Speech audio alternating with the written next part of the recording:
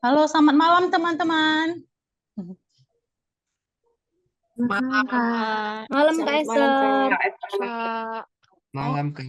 oke, Malam jadi Kak. ya malam. Oke, jadi di camp writing kali ini kan ada beberapa ini ya. Temanya kan tentang kepenulisan gitu ya.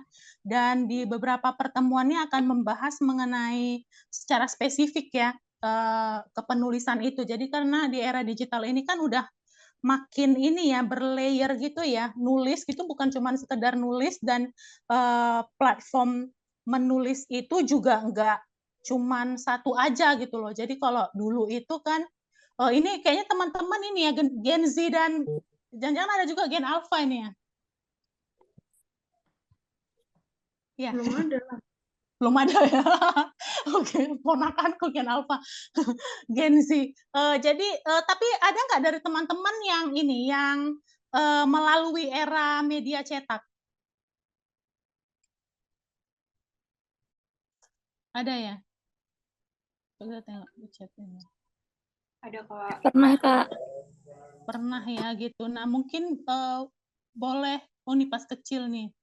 Nah ini mungkin boleh nih satu orang gitu sharing gitu ketika di era media cetak gitu kan pernah mengalaminya, kemudian sekarang era digital seperti apa gitu teman-teman memandang perubahannya gitu dan apa yang dirasakan. Mungkin ada yang mau share satu orang? Ada nggak yang mau share atau nggak ada? Feel-nya beda. Gimana Arif? Feel-nya beda antara digital sama kalau zaman dulu ya. Zaman cetak itu kayaknya lebih dapat feel bacanya kalau secara perasaan ya daripada sekarang gitu. Oh itu ya seperti itu. Tapi kalau Arif sendiri lebih menikmati mana dulu atau yang sekarang atau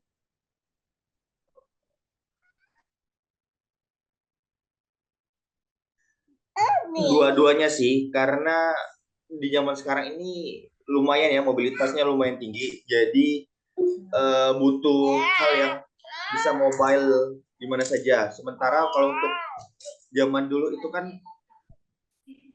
waktunya masih banyak kosong ya, jadi lebih kalau secara pribadi sih lebih enaknya masih pengen kecetak lagi sih, ya? karena bisa fokus untuk baca gitu, tidak terdistract dengan. Oke. Oke, baik Kak. Terima kasih ya sharingnya Arif ya. Jadi ya itulah ya maksudnya ya setiap orang ya punya pengalamannya sendiri ya buat personal yang pernah merasakan era media cetak dan era digital gitu kan. Dan seperti yang Arif bilang ya kalau misalnya kita memang eh, as a person itu terjun di dunia apa ya di dunia kepenulisan itu ya mau nggak mau kita harus bisa ini ya bisa ada masa di mana kita menikmati era media cetak, ada masa menikmati digital, ada yang juga ya paduan antara kedua itu juga harus diiniin ya, juga harus di apa namanya, juga harus dikolaborasikan gitu loh. Karena kan kalau sekarang ini konten itu kan kebanyakan adalah based on research aja ya, riset gitu dan sudah minim wawancara gitu. Tapi ada kalanya ya kita tetap membutuhkan konten-konten yang memang berdasarkan wawancara langsung gitu ataupun pengamatan pengamatan ini ya, pengamatan offline lah gitu, tidak hanya pengamatan dari dunia maya untuk membuat konten itu berbeda gitu dibandingkan dengan konten-konten yang lain gitu loh. Jadi kalau misalnya kita bayangkan aja kalau misalnya ada tulisan itu yang temanya sama dan sumbernya itu sama dari Google ya pastinya kan yang dibahas kan ya itu aja gitu loh. Makanya yang sering dilakukan oleh para penulis gitu pada umumnya adalah ya membuat judul yang bombastis, kemudian juga pengulangan, terus parafrase ataupun rewrite, tapi tidak ini ya, tapi modalnya cuman rewrite aja gitu, tidak menambahkan sumber yang lain gitu. Jadinya ya konten itu bakalan monoton gitu seperti itu. Nah, di pertemuan pertama Job Hun Writer Camp ini kita akan membahas mengenai content writing seperti itu. Jadi ya lebih kepada ini ya, gambaran umum lah gitu, content writing itu seperti apa, kemudian perkembangannya bagaimana, terus mengapa content writing itu penting di zaman sekarang, terus juga peluang dan prospek kerjanya. Seperti itu. Mana nih? Oh ya ini, sorry ya. Nah, sebelum kita ngomongin soal kontennya, ada baiknya aku kenalan dulu ya dengan teman-teman gitu kan. Halo, namaku Esther Pandiangan. Teman-teman boleh manggil aku Esther atau Kak Esther. Nah, aku itu kuliah di ini ya, kuliah di USU jurusan ilmu komunikasi, program studi jurnalistik. Kalau sekarang itu program studinya itu jurnalistik itu udah nggak jadi program studi ya, bahkan udah jadi kayak fakultas mungkin atau lebih luasnya lagi gitu. Jadi kalau zamanku dulu itu ya ilmu komunikasi itu ataupun komunikasi massa itu nggak ngetren sekarang ya, jadi masih termasuk jurusan baru lah gitu dan nggak menjadi pilihan utama gitu ya. Tapi sekarang seiring dengan perkembangan media massa, kemudian juga udah masuk ke era digital ini ya, ilmu komunikasi itu udah semakin ini ya, semakin spesifik gitu. Ada yang memang langsung ke fotografi, kemudian juga bahkan juga sekarang itu ada yang langsung ada mata kuliah ini ya, call gitu, key opinion leader itu jadi udah semakin adaptable lah gitu dengan situasi sekarang.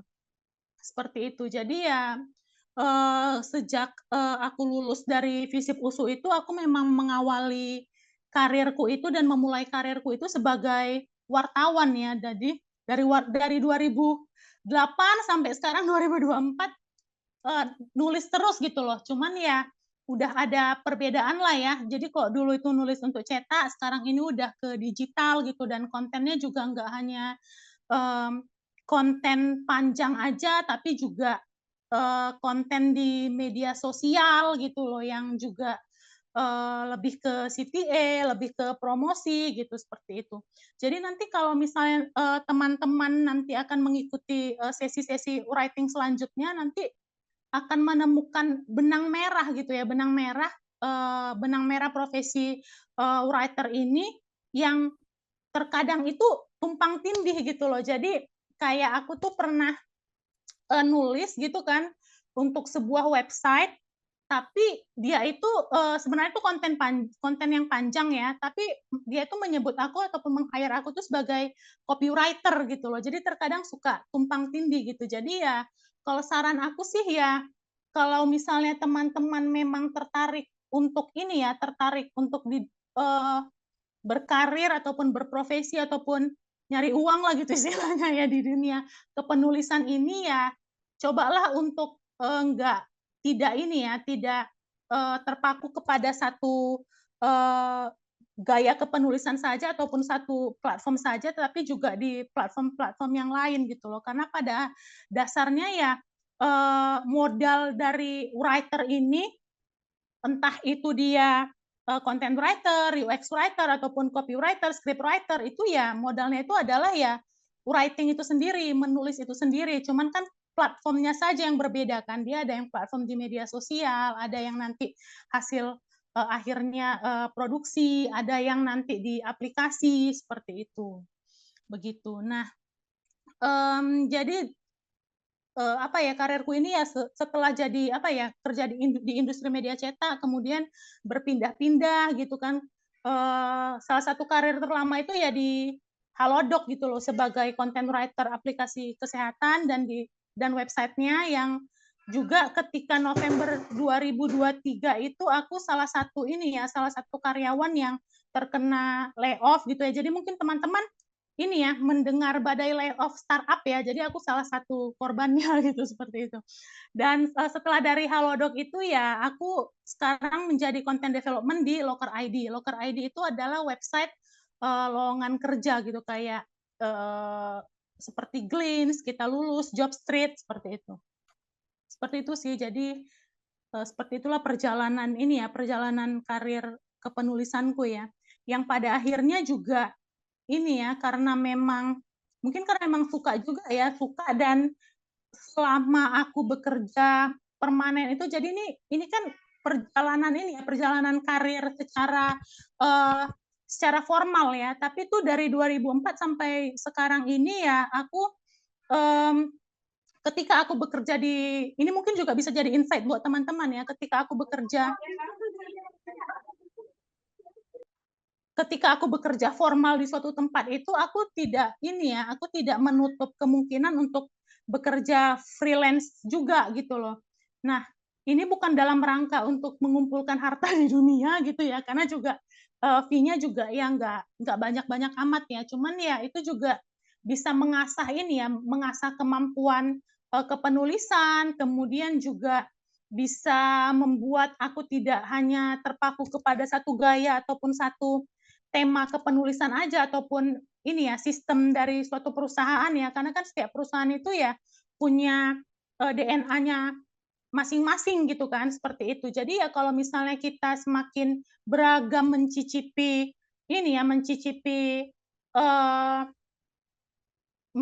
apa istilahnya ya, mencicipi role dari setiap perkontenan itu gitu kan ya, itu juga bisa jadi memperkaya perspektif kita, kemudian juga nggak cuman ke diri kita sendiri ya, juga kepada pekerjaan utama kita, seperti itu. Nah, dari pengalaman menulis itu ya akhirnya aku punya ketertarikan untuk menulis pada satu isu gitu kan. Yaitu seksualitas gitu ataupun seks edukasi gitu. Jadi aku udah menerbitkan beberapa buku yang akibat menabuhkan seks itu aku menerbitkan secara mandiri, yang menurutku itu adalah sekarang ini di era digital itu semua orang itu udah bisa berkarya gitu kan, nggak sesaklek di era cetak gitu kan, yang harus, karena kan cetak itu kan terbatas ya platformnya gitu, dan juga kalaupun misalnya kita mau tembus ke situ ya, kalau kita berjuang sendiri ya kita harus punya biaya besar gitu. Kemudian juga cara kita mengintroduce diri kita juga terbatas karena channel yang juga minim gitu kan. Nah, kalau sekarang ini ya eranya di mana semua orang yang memang nobody gitu bisa jadi somebody gitu loh. Maksudnya somebody itu ya kita bisa memasarkan karya kita gitu, dan dengan modal kita sendiri, seperti itu gitu. Jadi inilah yang aku lakukan ketika menerbitkan Akibat Menabuhkan Seks. Jadi ini self publishing, kemudian juga dipasarkan sendiri melalui konten media sosial. Jadi aku buat konten juga gitu, buat konten tulisan panjang juga, terus juga mengajak kolaborasi gitu dengan komunitas ataupun toko buku yang menurutku itu juga mereka menyuarakan tema yang sama gitu dengan apa yang aku bagikan gitu di buku ini gitu, seperti itu. Jadi kenapa aku share ini ke teman-teman? Karena aku berasumsi, dan sejauh aku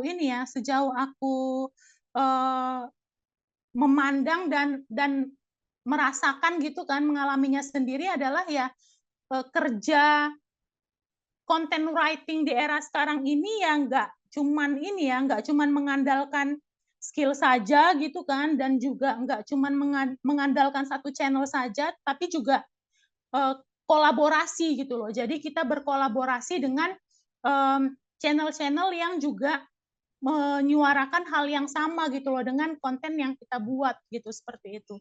Ya ini bisa jadi tantangan sih, cuman ya kalau misalnya kita memang menikmati proses kepenulisan itu, dan memang menyenangi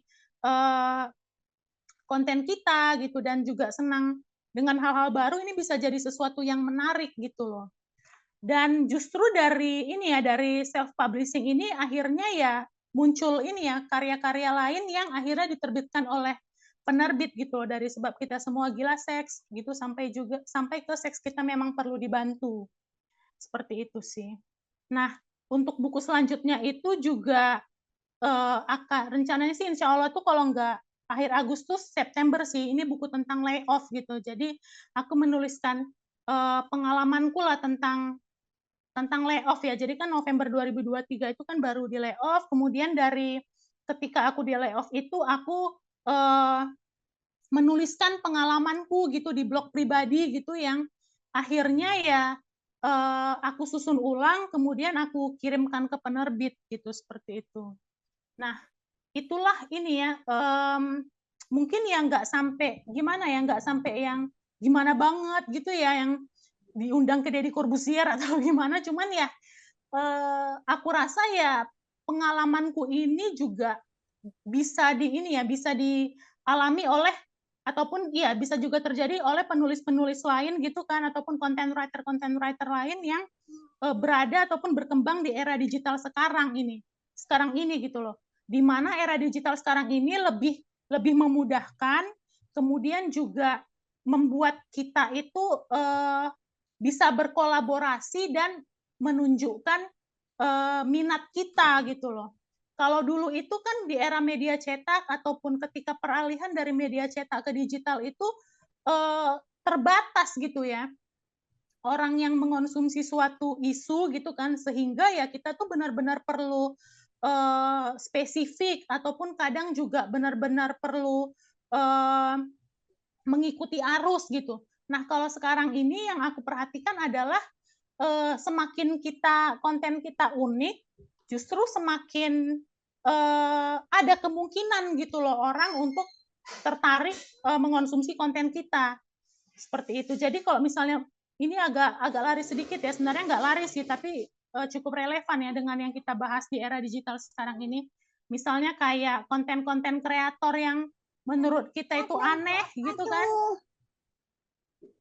Menurut kita aneh, tapi kan ternyata ada juga gitu loh yang ini ya, yang mengonsumsi kontennya gitu. Misalnya kayak kontennya Kak Jill atau yang aneh gitu ya, atau siapa lagi tuh yang sering kita lihat ya, mungkin teman-teman lebih tahu lah ya gitu, seperti itu. Nah, itu adalah bukti bahwasanya ya sekarang ini semua orang itu perlu ini ya, semua orang itu punya kesempatan gitu loh untuk ini ya, untuk menjadi dirinya sendiri dan juga serta membuat konten yang berbeda gitu dari orang lainnya gitu, seperti itu. Itu sih teman-teman. Mungkin ada yang berkomentar? Oh, ini ada yang ini ya, dari USU ya. Halo Rolando Tobing. Sorry ya, satu alma mater. Mungkin ada yang ingin berkomentar atau bagaimana? Tidak ada? Atau kalau misalnya ada yang mau berkomentar gitu kan di kolom chat. Oh iya, terima kasih ya. Nanti beli juga ya Ramadita buku barunya. Seperti itu. Oke. Baiklah, aku lanjut aja ya teman-teman. Mana nih? Nah, ini kita langsung ke ini ya, beda content writer dan profesi kepenulisan lainnya gitu. Jadi walaupun tadi aku bilang terkadang itu tumpang tindih ya, tumpang tindih mengenai ini ya profesi writer ini ya. Hanya saja ya kalau misalnya secara spesifik itu yang membedakan content writer dan profesi kepenulisan lainnya itu adalah dari jumlah kata gitu ya, jumlah kata yang dibuat gitu ya. Jadi biasanya sih ya lebih dari 300 kata gitu kan, misalnya kayak konten ke copy gitu kan, ataupun copy ke UX gitu, ataupun konten ke script gitu, seperti itu. Gitu ya. Cuman hanya saja gitu kan, kalau untuk basicnya itu yang membedakan content writer dengan profesi kepenulisan lainnya itu adalah ya itu tadi, kalau content writer itu dia nulisnya itu lebih panjang gitu loh. Jadi ya bisa 300 kata gitu kan, atau lebih gitu. Kalau misalnya memang tulisannya memang feature ya bisa sampai 1000 gitu. Cuman ya karena sekarang ini kita mainnya di digital ya, yang nyaman itu adalah ya 700 sampai 750 sih kalau mau baca ini ya tulisan nyaman di digital ya. Seperti itu. Kemudian karena sekarang ini juga apa ya, juga era digital gitu kan. Nah, pada umumnya itu ya sumber referensinya itu adalah based on research gitu loh, atau dari Google. Kemudian juga apa ya, terkadang juga boleh dari wawancara gitu seperti itu. Cuman ya sekarang ini ya udah agak jarang juga ya orang melakukan wawancara untuk penulisan content writing. Tergantung ini ya, kayak ada beberapa inilah ya, cuman beberapa website tertentu lah ya, misalnya kayak website berita, kemudian juga kayak Project Multatuli gitu ya, teman-teman tahu ya, yang kayak berbau human interest gitu, itu yang lebih mengedepankan wawancara seperti itu. Nah, kalau misalnya karena sekarang ini di era digital itu ya lebih kepada ini ya, lebih kepada SEO dan membahas apa yang lagi viral sekarang gitu loh. Jadi ya terkadang itu ada kecenderungan untuk pengulangan-pengulangan gitu loh. Jadi makanya ini sudah ada data gitu yang diolah, baru kemudian di rewrite kembali gitu seperti itu. Jadi makanya menggunakan parafrase gitu seperti itu. Dan yang terakhir ini ya beberapa tahun terakhir ini ya menggunakan AI ya, misalnya kayak Gemini, ChatGPT seperti itu. Yang kalau dulu-dulu itu ya agak ini ya, agak kayak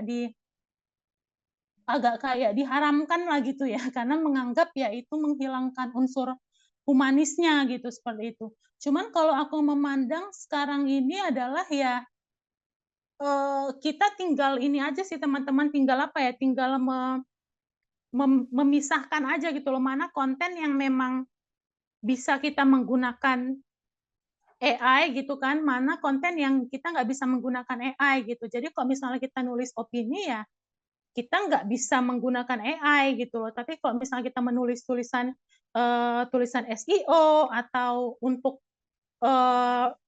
mencari informasi, nah sekarang ini kalau menurut aku ya AI ini membantu di dunia kepenulisan itu dari segi ini ya, mencari informasi ataupun memberikan kepada kita gambaran mengenai topik tertentu gitu loh. Misalnya nih kayak kita tuh mau nulis tentang software house gitu kan. Tapi kita sama sekali nggak ada basic mengenai itu gitu loh. Kalau mau cepat mencari ini ya, mencari gambaran software house itu adalah apa gitu kan. Cepatnya itu adalah cepat dan terperinci gitu loh. Kita udah dapat summary-nya ya, AI ini bisa membantu gitu loh. Jadi di era sekarang ini ya bisa dibilang ya content writer digital itu juga udah berdampingan dengan AI gitu loh. Tapi berdampingan dalam arti nggak ini ya, nggak copy paste apa yang udah di produce sama si AI itu ya. Jadi lebih kepada kita menyarikan gitu ataupun mendapatkan gambaran umum dari apa yang disuguhkan AI ke kita gitu, seperti itu. Gitu sih. Jadi inilah beda content writer dengan profesi penulisan lainnya. Kayak itu. Nah, jadi kalau content writer di era digital itu ngapain sih gitu kan? Mungkin sebelum kita masuk ke sini, ini kali ya kita coba balik ke belakang lah gitu. Apa yang dikerjakan oleh apa yang dikerjakan oleh content writer ataupun jurnalis di era media cetak gitu kan. Jadi kalau era media cetak itu teman-teman mungkin Arif ataupun yang udah pernah ada ya di era media cetak mungkin tahu lah tipis-tipis ya. Cuman aku ngasih gambaran singkatnya aja. Jadi dulu kalau era media cetak itu semua yang dituliskan di dalam konten cetak itu ya memang harus ini ya based on wawancara dan berdasarkan omongan dari narasumber hidupnya gitu loh. Jadi kita nggak bisa mereka-reka ataupun berfantasi gitu seperti itu. Kenapa demikian ya? Karena memang ketika itu ya nggak ada sumber alternatif gitu loh. Nah kalau sekarang ini kan sumber alternatif itu udah semakin banyak ya teman-teman ya. Ini jadi memudahkan kerja content writer di era digital gitu kan. Nah itu satu. Kemudian yang kedua adalah kalau content writer di era media cetak itu kerjanya itu lebih kayak ini ya, menyuarakan ini agak ini sih, menyuarakan kebenaran, kemudian juga memang pure untuk memberikan informasi. Nah, kalau content writer di era digital itu dia udah ini ya, udah udah lebih beradaptasi gitu dan juga sudah lebih komersil gitu. Jadi tidak hanya menyampaikan informasi, pun kalau dia misalnya menyampaikan informasi itu ya juga bisa diselipkan jualan gitu loh. Jadi udah semakin kapitalisme gitulah gitu seperti itu kan. Jadi ya makanya sekarang content writer itu ya tidak hanya dipakai oleh media gitu loh, tetapi juga dipakai oleh banyak perusahaan gitu. Sekarang ini ya semua perusahaan gitu yang memang basisnya itu jualan gitu kan, ataupun punya produk, dia pasti punya content writer untuk menuliskan ataupun memberikan informasi mengenai produk dia gitu, seperti itu. Ataupun seenggaknya juga untuk internalnya juga gitu, seperti itu. Jadi tidak hanya eksternal tapi juga internal gitu. Jadi ada yang kerja di bank tapi untuk sebagai internal communication-nya. Nah, itu dia ngerjainnya ya kerjaan content writer gitu loh. Jadi content writer itu tidak hanya bekerja di profesi ini ya. Content writing itu tidak hanya bekerja di profesi content writer saja, tetapi juga di profesi-profesi lain yang membutuhkan writing gitu, seperti itu. Jadi kita bisa memperluas ini ya, memperluas pemahaman kita mengenai kemungkinan dan peluang kerja content writing ya teman-teman ya. Jadi nggak cuma di tajuk content writer aja, tetapi segala sesuatu yang berhubungan dengan kepenulisan, menyiarkan informasi itu adalah content writer. Maaf ya teman-teman, ada kucing. Oh, seperti itu gitu kan. Nah, jadi ya content writer di era digital itu ngapain sih gitu kan. Jadi pertama itu adalah tugasnya memproduksi artikel, kemudian sesuai dengan kebutuhan perusahaan. Jadi tergantung kita kerja di mana. Jadi kayak misalnya aku kerja di aplikasi kesehatan, ya aku membuat konten untuk ini, untuk apa namanya, untuk dengan tema-tema kesehatan seperti itu. Karena memang perusahaan itu adalah perusahaan kesehatan. Atau misalnya kayak kerja di bank gitu kan. Jadi ya kontennya itu untuk internal, bisa untuk internal komunikasi antar rekan kerja gitu kan, atau juga bisa untuk menyiarkan ke publik gitu, seperti itu. Nah, content writer itu juga nggak langsung dikaitkan dengan produknya gitu loh, tetapi juga apa namanya, bisa yang untuk kebutuhan pribadi gitu. Jadi ada tuh temanku yang memang ini ya, jadi kerjaan content writer itu juga bisa jadi ini ya teman-teman ya. Sekarang ini kan udah semakin banyak seleb ya, selebgram gitu yang membutuhkan seorang konten kreator untuk menuliskan ininya, menuliskan apa ya, menuliskan tentang dia gitu. Jadi ada tuh temanku yang dia itu adalah seorang content writer-nya penyanyi gitu, si Andin gitu, seperti itu. Jadi itu ya content writer juga. Jadi kadang apa namanya, tidak hanya misalnya si Andin mau buat lagi kerja sama dengan produk apa gitu kan, ataupun produk tertentu, bukan itu aja kerjaannya, tapi juga membranding image-nya si Andin gitu loh, karena dia yang menulis caption-caption dari si public figure tersebut, begitu. Begitu sih. Jadi ya content writer itu banyak sih ininya ya, apa namanya, tergantung dia di hire sama siapa gitu, seperti itu. Nah, kalau dulu itu ya, ataupun sekarang ya kayaknya ya juga masih juga ini ya gencar disuarakan lah gitu mengenai call to action gitu kan. Jadi ya ada juga konten-konten yang kita memang harus menyelipkan call to action gitu di dalam konten tersebut, seperti itu. Itu biasanya langsung mengacu ke produk gitu. Seperti itu. Kemudian juga kayak yang tadi ya, ada yang menyarikan ataupun menuliskan mengenai gaya hidup yang mendukung ataupun membranding produk tertentu gitu. Jadi pokoknya macam-macam lah gitu, tergantung siapa yang bayar gitu. Pokoknya ya sesuai dengan perusahaan yang meng-hire dia gitu, seperti itu. Pokoknya yang penting nulis aja, dan tulisannya itu adalah tulisan panjang. Sampai sini mungkin ada yang ingin dikomentari teman-teman? Iya, output tulisan kebanyakan, iya benar Mau sih. tanya, Kak. Tadi kan sempat disinggung tuh tentang SEO content writer juga kan. Iya. Terus kakaknya juga pernah di Halodoc nih Kak Esther. Mm-mm. Untuk kalau untuk kita bisa ke halaman pertama Google itu pencarian search itu atau SEO, apakah kita perlu memasukkan keyword di tulisannya kita gitu? Dan kira-kira untuk misalkan 500 kata nih, kira-kira butuh berapa keyword sih Kak agar tulisan kita bisa naik ke halaman pertama Google? Terima kasih Kak. Oke, baiklah. Terima kasih ya Nabila untuk pertanyaannya. Mungkin ini Kak Noranti ada SEO content writer kalau nggak salah ya.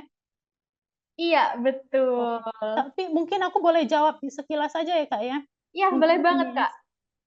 Oke. Nah, jadi sejauh yang aku pahami dan benar-benar kejadian di aku gitu, benar-benar kejadian di aku.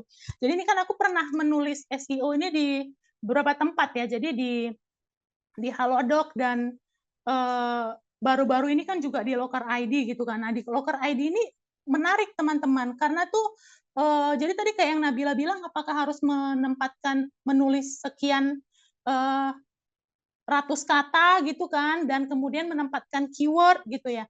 Nah, ini ada apa ya, beberapa perilaku yang menarik gitu. Nah, yang disarankan dan secara teknisnya harus dilakukan adalah memang benar seperti itu kan. Kalau dulu itu kan minimal 300, tapi sekarang itu harus lebih dari 300 lah gitu supaya ketangkap sama Google-nya gitu.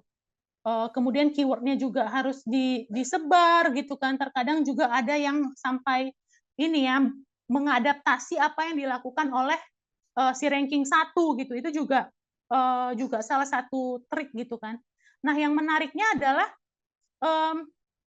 ini loh, waktu itu baru-baru ini ya aku nulis di Locker ID itu tentang apa ya? Aku sampai lupa. Jadi pokoknya itu kan Locker ID itu kan tentang ini ya, tentang lowongan kerja gitu ya. Jadi itu adalah website yang seperti Jobstreet ataupun Glints gitu dan kita lulus.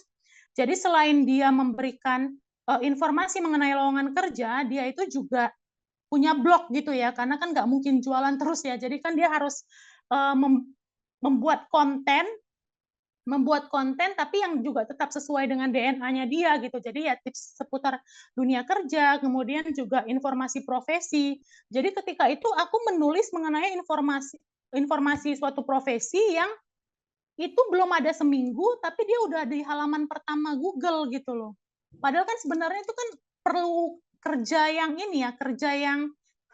takes time lah gitu, karena ketika di aplikasi kesehatan dulu juga kita nulisnya nulis hari ini gitu kan, itu harus kalau nggak salah tuh perlu 30 hari atau kurun waktu yang lebih banyak lagi, lebih panjang lah untuk kita bisa ngelihat performa artikel itu gitu kan. Nah, ini dia kenapa bisa langsung melonjak gitu kan. Nah, itu ada beberapa asumsi yang bisa kita jadikan perenungan lah gitu ya untuk menulis SEO itu sendiri gitu kan, SEO content writing itu sendiri.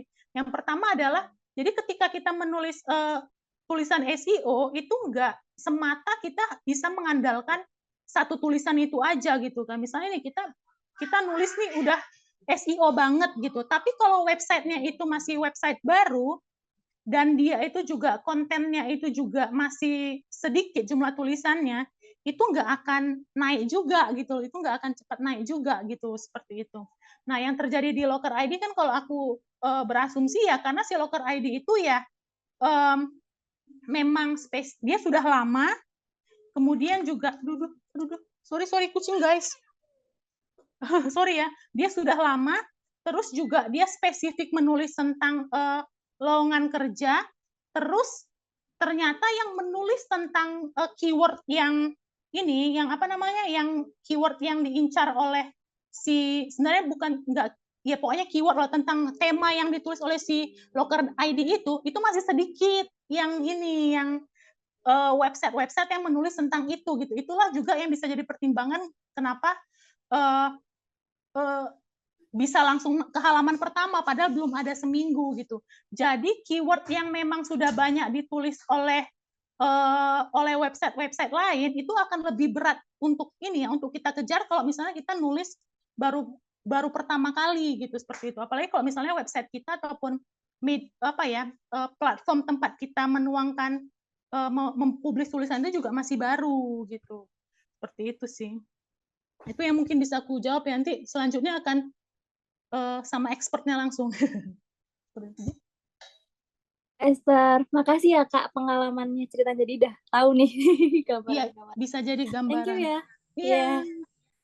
Oke, ini tadi ada pertanyaannya. Ya benar sih. Ini mungkin aku jawab dulu ya Kak Nora ya.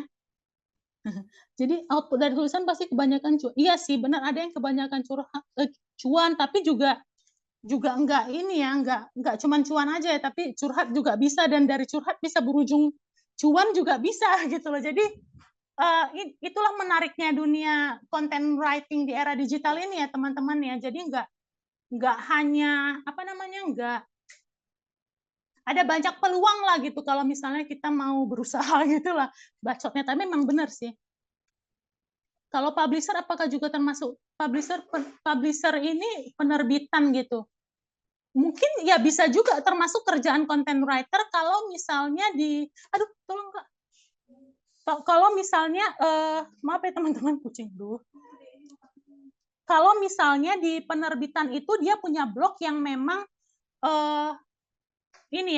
yang memang memproduce tulisan gitu loh. Jadi kan tetap perlu content writer kan, seperti itu.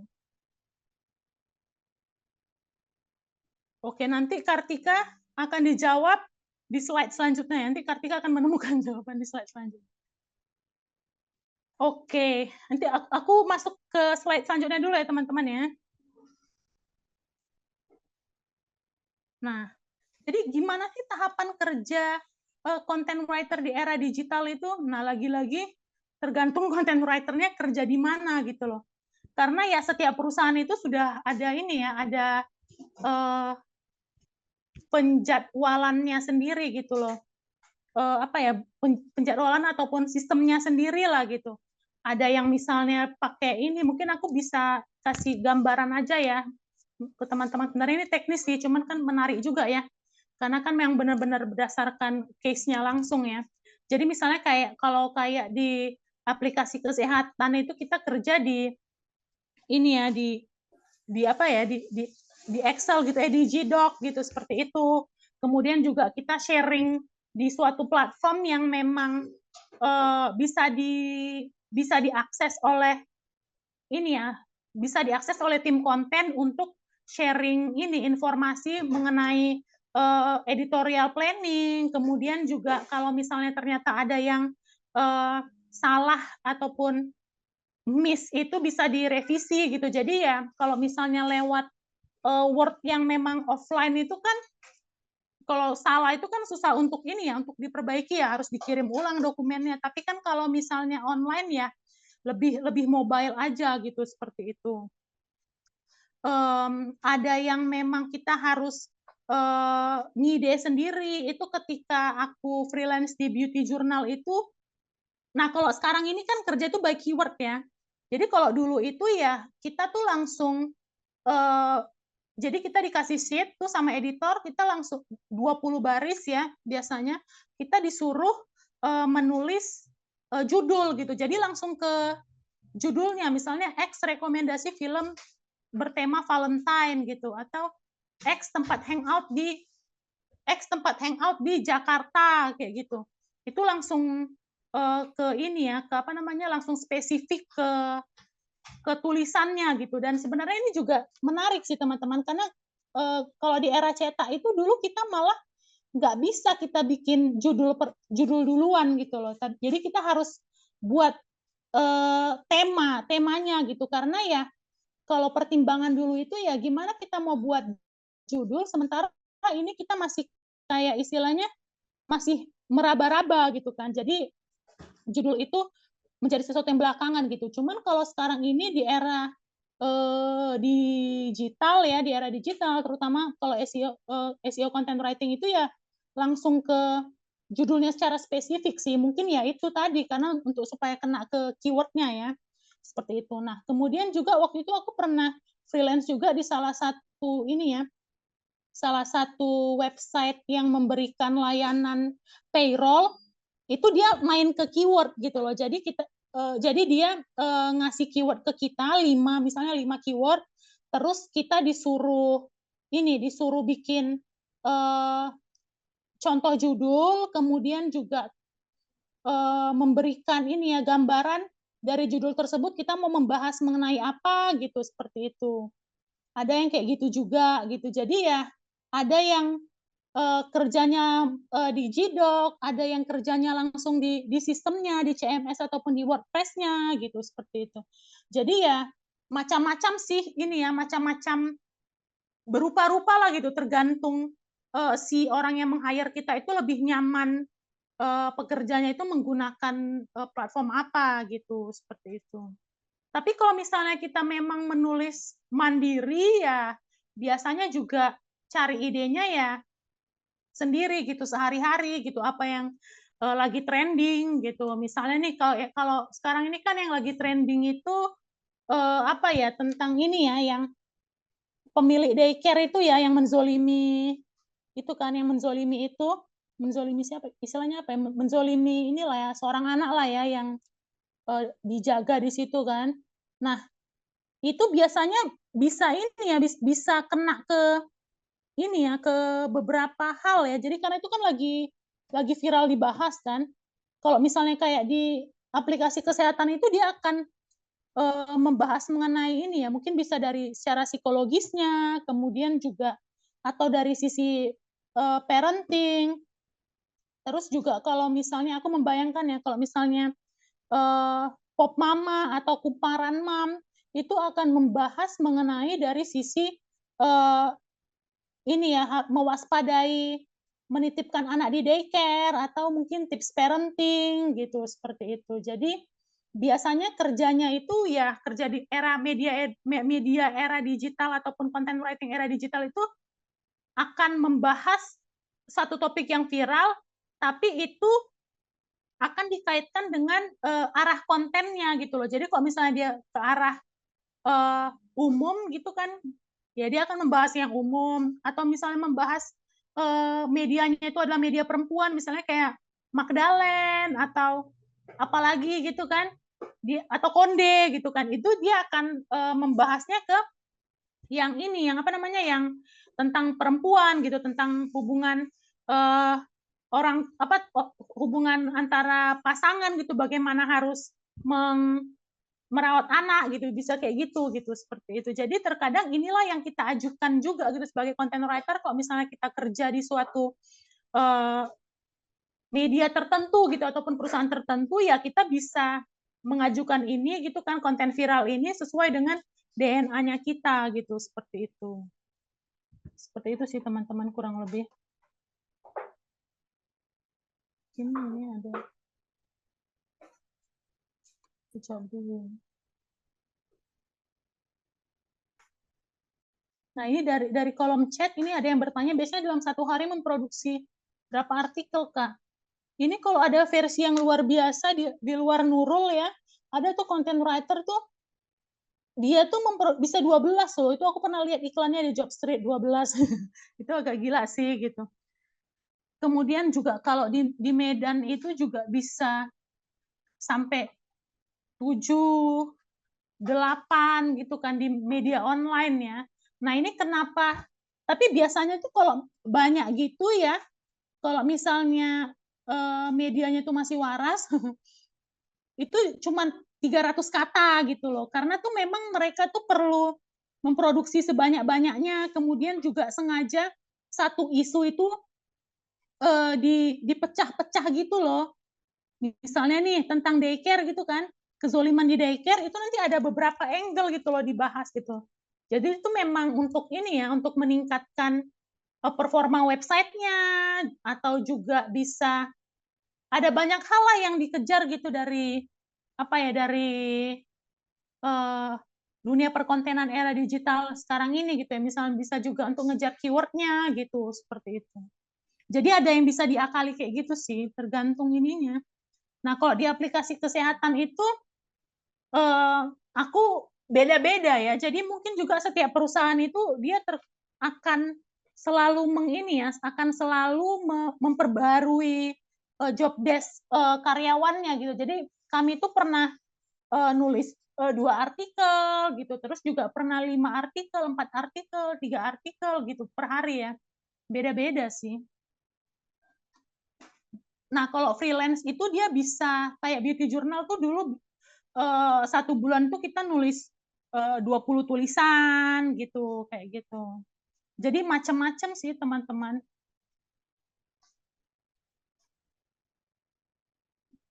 Nah, ini Cynthia ini mungkin akan dijawab di ini ya, slide selanjutnya tuh ada jawaban pertanyaan Cynthia.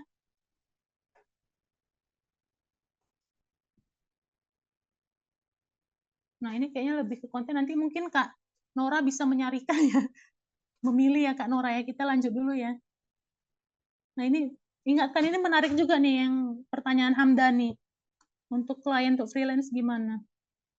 Oke, kita lanjut dulu ya teman-teman. Tapi teman-teman terus aja bertanya, nanti akan dijawab.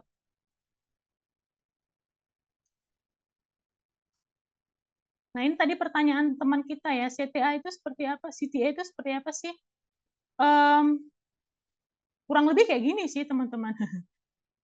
Jadi lebih kepada ini ya, langsung ngena ke apa ya, ke produknya gitu loh. Jadi kalau aplikasi kesehatan itu kan dia ada beberapa ini ya, ada beberapa produk ya, ada tanya dokter, ada beli obat gitu, dan mendownload aplikasi. Nah, itu bisa jadi ini, jadi apa ya, jadi salah satu pilihan CTA gitu loh, tergantung dari kebutuhan dan keharusan kontennya ya gitu, seperti itu. Karena nggak melulu kayak gini juga sih. Jadi setiap perusahaan itu punya apa ya, punya gayanya masing-masing gitu, seperti itu.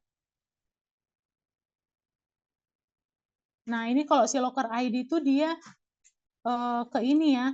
Jadi ini kan tentang site manager, kemudian dia akan mengarahkan CTA-nya ke sini. Jadi ya bisa ini ya, variatif ya. Dan kalau bisa sih ya jangan ini ya, jangan monoton lah gitu. Karena pun kadang kita juga nulisnya juga bosan kan. Mau beli obat, beli langsung di ini aplikasi ini. Ini kita pun nulis juga bosan kan. Jadi ya coba divariasikan aja sih gitu. Nah, memvariasikannya ini kita juga bisa minta ini bantuan AI ya teman-teman ya, sebagai gambaran aja sih.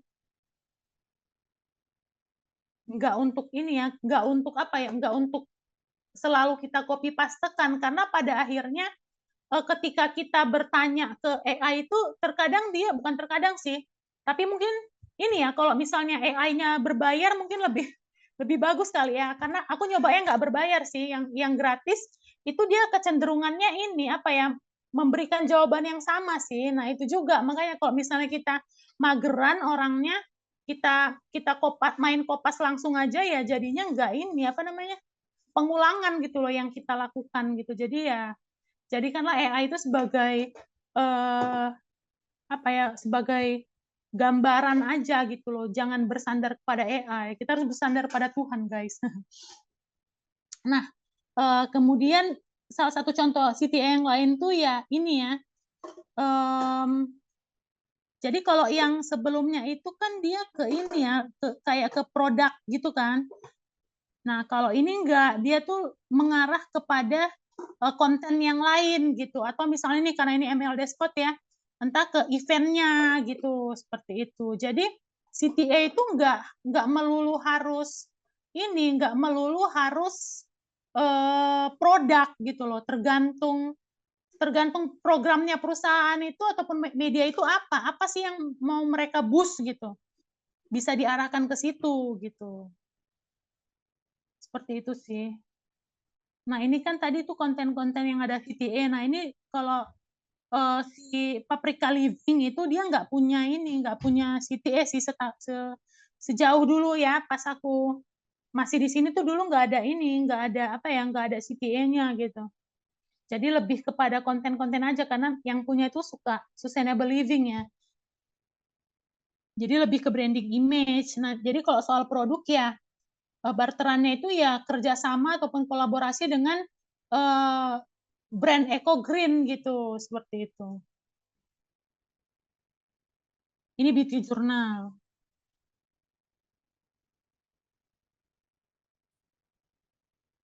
Nah, ini gaya parenting. Ini yang aku bilang itu ini ya, apa namanya? Sekarang tuh yang namanya writer itu tipis-tipis gitu loh bedanya. Jadi kan terkadang tuh ya, kalau dulu ya, kalau content writer itu ya kerjaannya itu ya pasti nulis di website gitu, platformnya itu website gitu kan. Jadi kayak harga mati lah website itu. Tapi makin ke sini ya terkadang itu ya pengistilahan profesi itu juga tergantung sama yang ngasih kerjaan juga sih. Kadang dia menyebut yang dia hire itu copywriter ya kan, padahal kerjaannya nulis gitu kan, kayak yang tadi aku cerita ke teman-teman. Nah, kalau gaya parenting ini ya walaupun dia platformnya itu di ini apa namanya di media sosial gitu kan, di Instagram ya, di Instagram, tapi yang ngerjain kontennya itu dia sebut content writer gitu loh. Jadi kerjaan content writer di sini adalah menulis karusel gitu. Dan menurutku ini menarik sih teman-teman. Mungkin teman-teman bisa lihat di ininya langsung ya. Kepoin gaya parenting. Jadi gaya parenting ini dia selalu punya slide-nya itu 10 ya, atau sekarang udah lebih, aku nggak tahu, pokoknya lebih dari 5 slide yang membahas mengenai konten tertentu secara spesifik tentang parenting ya. Jadi isu-isu di parenting itu apa aja, itu mereka bahas gitu kan, dan mereka kemas dengan gambar yang menarik gitu ya. Nah, terus CTA-nya itu adalah kelas ini, kelas apa namanya, kelas parenting online gitu, Zoom online gitu. Jadi tugas si content writer di sini adalah menulis mengenai konten tertentu mengenai parenting yang mengarahkan orang untuk mengikuti kelas online-nya si gaya parenting gitu, seperti itu. Dan tidak hanya menulis ini ya, menulis apa namanya, menulis konten di karuselnya, tapi juga istilahnya kayak inilah ya, apa, brainstorming si desainer grafisnya gitu loh. Jadi misalnya di slide pertama ini judulnya adalah ayah mengurus rumah tangga, kenapa enggak gambarnya adalah misalnya seorang ayah mencuci piring gitu. Jadi kita enggak cuman menulis mengenai konten per slide-nya, tetapi juga memberikan gambaran di per slide-nya itu bagusnya gambarnya apa, kayak gitu, seperti itu. Nah, selain itu juga menulis caption-nya gitu. Jadi ini kan agak menarik juga ya, apa namanya, apa ya, harus berbeda lah gitu. Apa yang sebenarnya kan temanya sama, tetapi ya caption itu nggak boleh sama dengan apa yang sudah dituliskan di karuselnya, seperti itu. Gitu sih. Ini kan kalau menurutku sih ya, kalau aku kan dulu terbiasa nulis panjang gitu kan, ketika menulis karusel ini ya ada tantangan tersendiri sih dan menyenangkan gitu. Jadi kalau dulu tuh kan aku nulis 500 kata, 700 kata gitu. Nah, kalau ini kan ya sangat sedikit ya teman-teman ya. Mungkin cuman sekali 2 kalimat gitu kan, 3 kalimat gitu. Bagaimana kita membuat menjelaskan suatu konten ataupun suatu isu dari 3 kalimat aja gitu. Itu kan jadi sesuatu yang menarik sih buatku gitu. Aku jadi bisa merasakan inilah ya, kayak copywriter itu walaupun dia kata-katanya cuma sedikit, tapi dia tuh harus ngena gitu. Jadi bukan karena sedikitnya makanya gampang gitu loh. Justru dengan bagaimana dia memaksimalkan sedikit kata itu, pembaca bisa memahami dan tertarik, itu kan sesuatu yang sulit gitu kan. Nah, kita balikkan lagi content writer gitu kan.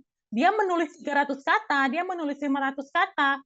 Itu juga bukan perkara yang gampang juga. Bagaimana orang bisa bertahan sampai tuntas membaca tulisan dia yang lebih dari 300 kata itu dan mendapatkan esensi dari tulisannya, itu kan juga jadi suatu tantangan juga kan. Jadi nggak ada yang ini ya, nggak ada yang mana lebih gampang, mana lebih gampang, mana lebih susah, enggak gitu. Jadi semuanya itu punya tantangannya masing-masing lah. Dan kalau misalnya teman-teman tertarik di dunia content writing ini ataupun juga menyenangi lah ya, passionate dengan menulis, ya ini jadi sesuatu yang menyenangkan sih untuk dipelajari. Seperti itu. Nah, ini Locker ID ya teman-teman ya. Jadi dia juga bergerak di ini ya, apa yang lagi rame dibahas gitu. Kalau ini dia juga nggak ada CTA-nya sih. Jadi kerja content writer itu ya selain dia juga terkadang berurusan dengan memang langsung ke produknya, tetapi ya dia ada kalanya ya nggak semata jualan produk, tapi memang memproduksi konten untuk mendukung produk itu gitu, seperti itu. Gitu sih. Nah, ini Froyonion juga, tapi dia udah wassalam ini. Atau teman-teman ada yang pernah baca Froyonion nggak?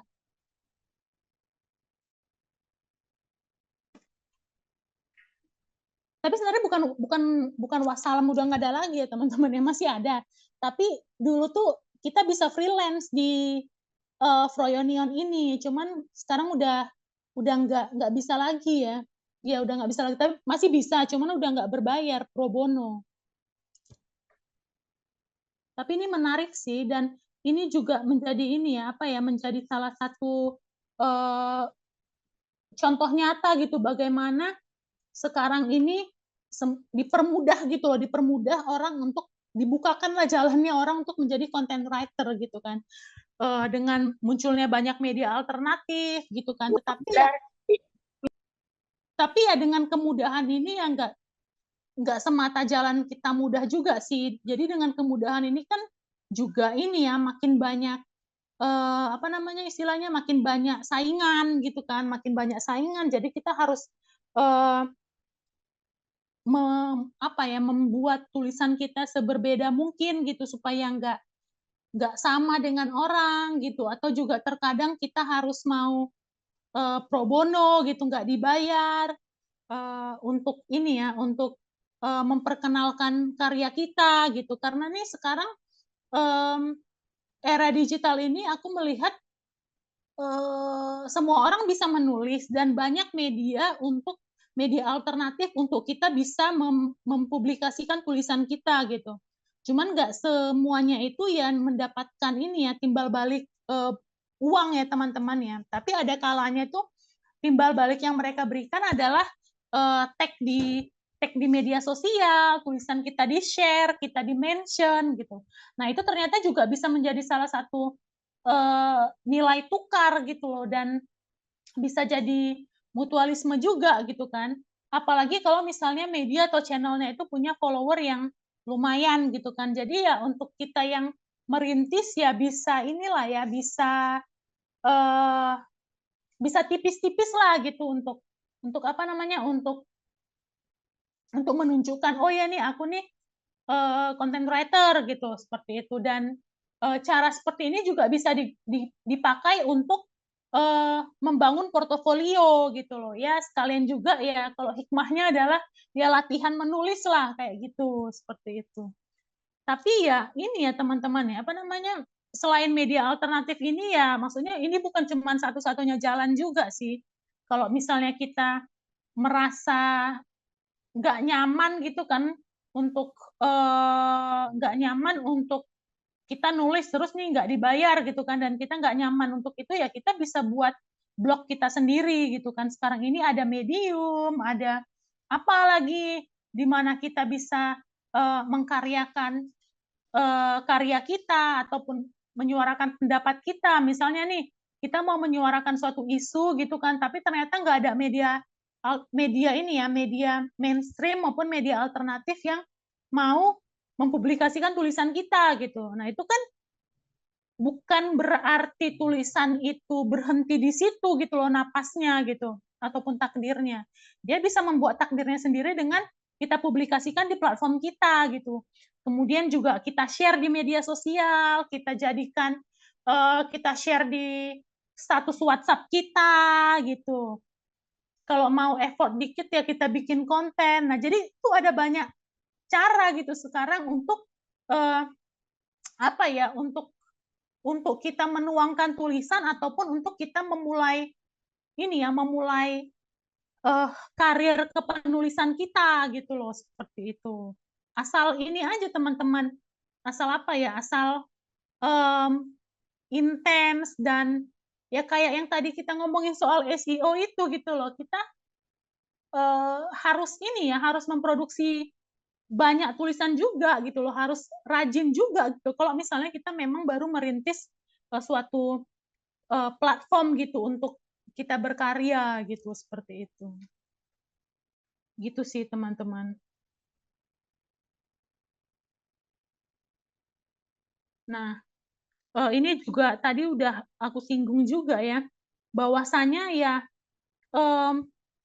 content writing itu tidak hanya ini ya, gimana ya, job desk content writing itu tidak hanya ini ya, tidak hanya mutlak dimiliki oleh profesi content writer ataupun yang bertitel content writer gitu loh. Jadi semua ini ya, semua perusahaan gitu kan yang membutuhkan tenaga kerja, yang membutuhkan tenaga kreatif kepenulisan, itu kita bisa ini ya, itu kita bisa kita yang punya skill content writing bisa masuk apply ke situ ataupun bisa masuk ke sistem itu gitu, mengkaryakan skill kita di situ gitu loh, seperti itu. Jadi ya kalau misalnya teman-teman lagi nyari peluang gitu kan, jangan hanya terpaku kepada job desk, jangan hanya terpaku kepada profesi content writer-nya saja gitu loh, tetapi lihat job desk-nya gitu. Kalau misalnya job desk-nya adalah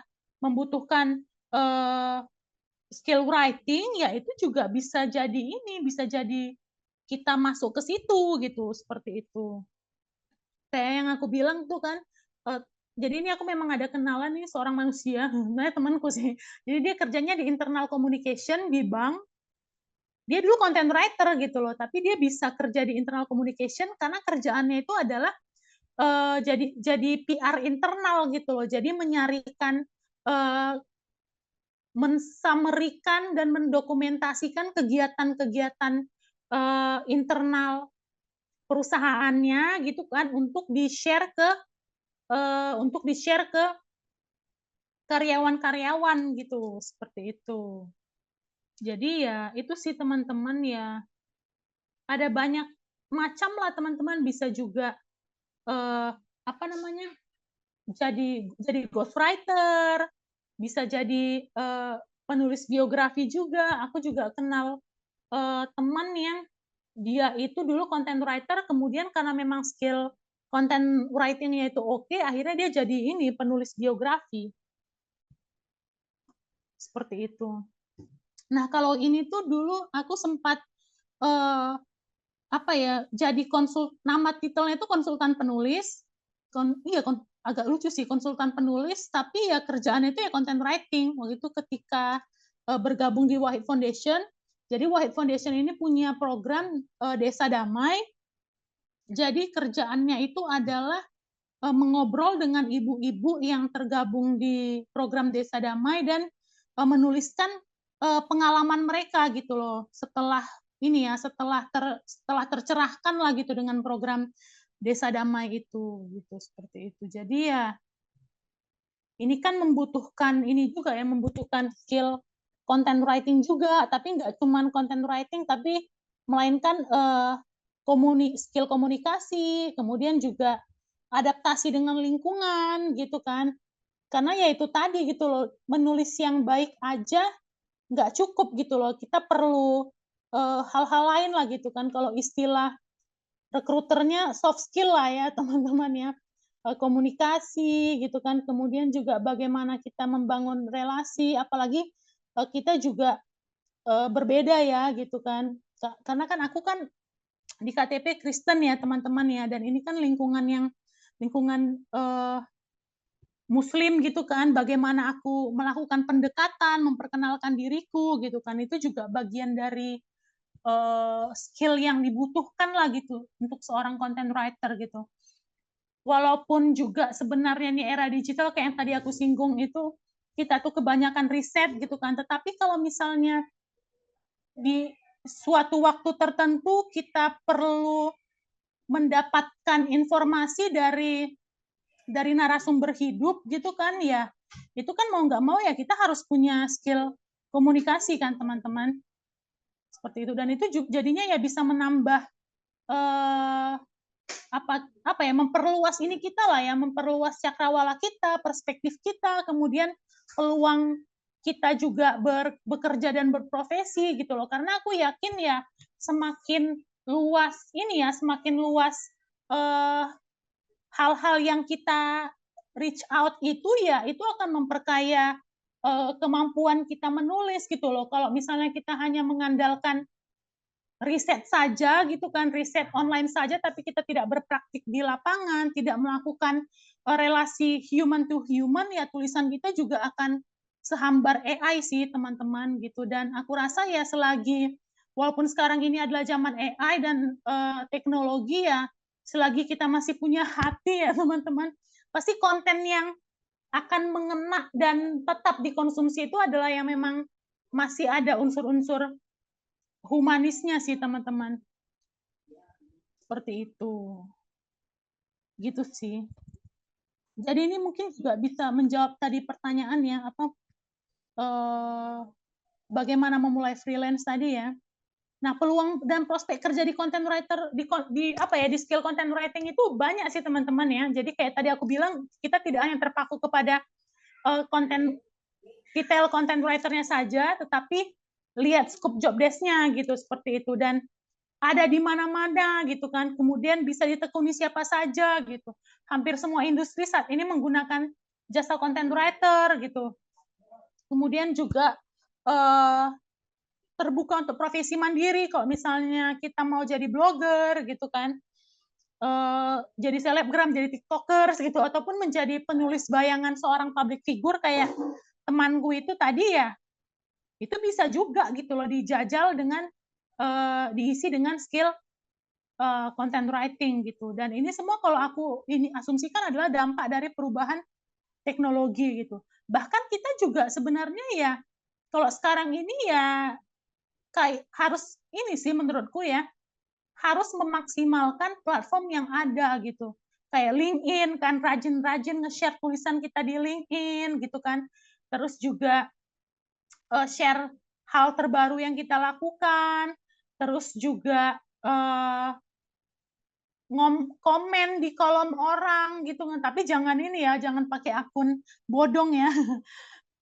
Kalau apa komen di kolom orang kemudian memberikan perspektif yang baru, yang berbeda gitu kan dari suatu isu gitu. Nah, itu juga bisa membuka peluang dan ini ya kita menemukan prospek kerja juga gitu loh. Karena ya sekarang ini kan tidak hanya skill storytelling aja gitu loh yang diperlukan ataupun yang dicari, tetapi juga perspektif dari si penulis itu seperti apa gitu loh. Itu kalau misalnya kita bisa memberikan perspektif baru ya, itu jadinya sesuatu yang menarik sih. Dan nggak jarang juga orang ataupun inilah ya pemilik perusahaan ataupun ya manusia lah ya teman-teman ya, memberikan kerjaan dari karena tertarik melihat apa yang kita tuangkan di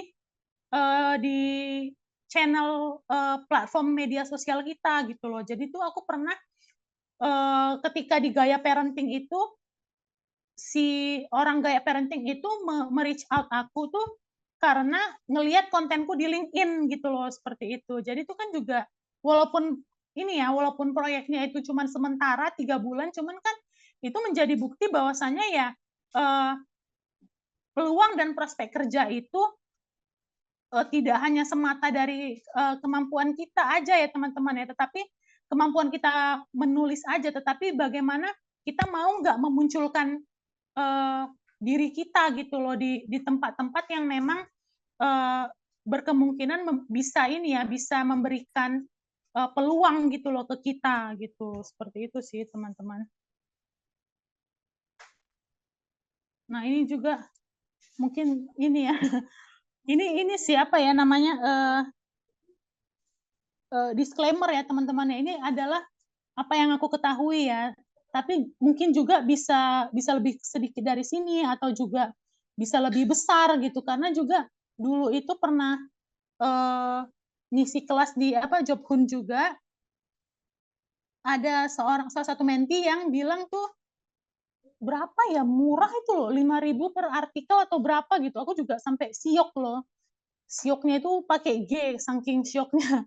5.000 di zaman sekarang itu kalau nggak salah dua tahun lalu ya. Cuman ya 2 tahun lalu juga 5.000 kan kita juga ini ya, terkejut juga kan, maksudnya. Tapi itu tetap dikerjakan ya. Terkadang juga di satu sisi ya itu tadi mungkin antara kebutuhan juga, kemudian juga pengalaman sekalian untuk ini ya, sekalian membangun portofolio, kemudian juga skill menulis gitu. Jadi ya macam-macam lah teman-teman. Seperti itu. Nah, kayak tadi aku bilang ya, bisa lebih sedikit, bisa lebih besar gitu. Dan ini juga yang dialami ini ya para startup ya, ngasih gaji besar gitu kan. Akhirnya banyak yang layoff juga kan, karena tumpur ngasih ini ya, ngasih gaji karyawan itu terlalu besar gitu. Mungkin ini aku agak sedikit ini aja ya, cerita aja ya, memberikan gambaran yang terjadi mungkin 2 tahun terakhir atau dari pandemi ya, atau sebelum pandemi sampai sekarang ya. Jadi kan kalau mungkin teman-teman juga udah sering dengar kali ya, berseliweran gitu ya, bahwasanya kalau startup itu ya ngasih gaji itu ini ya, gaji itu lebih lebih besar lah gitu ketimbang yang bukan startup ya, yang bukan startup, sehingga salah satu unicorn tuh ngasih gaji tuh ini loh sangat besar sampai dibilang tuh merusak ini pasaran suatu profesi gitu loh. Misalnya kayak profesi desainer grafis gitu kan, di startup unicorn itu bisa sampai dua digit gitu. Padahal kalau yang bukan unicorn ataupun bukan startup itu ya nggak sampai segitu. Akhirnya ketika job seeker melamar gitu kan, dia ini berekspektasi besar gitu loh. Dia menyamakan standarnya itu dengan standar startup unicorn gitu. Akhirnya dibilang merusak pasar gitu kan, dan akhirnya juga ketika jor-joran ngasih gaji terus ternyata nggak sesuai dengan ini ya, nggak sesuai dengan hasil. Akhirnya makanya salah satunya itu kan itu ya, banyak layoff, sehingga yang kecenderungan yang terjadi adalah mungkin kita bisa bilang setahun terakhir ini ya, kalau dulu itu kerjaannya ini ya, job desk-nya itu nggak terlalu pressure gitu ya, sekarang ini ya yang dicari itu adalah ya memangkas salary, kemudian job desk-nya palu gada gitu kan. Nanti mungkin teman-teman bisa ini ya, stalking di akun e-commerce kan. Jadi itu bisa ngelihat ini ya perkembangan di era digital itu seperti apa gitu loh, sistem perekrutan, kemudian juga job desk dari masing-masing profesi itu seperti apa gitu. Nah, tapi ini bukan berarti jadinya profesi content writer itu jadinya ini ya, jadinya sudah pasti digaji sedikit gitu loh, karena banyak yang gitu. Ya enggak juga gitu loh. Kita lihat aja lah gimana ini ya, gimana perubahannya gitu. Dan kalau misalnya teman-teman suatu saat ketemu dengan ini ya, dengan perusahaan yang memberikan job desk-nya palu gada itu ya jangan heran gitu loh.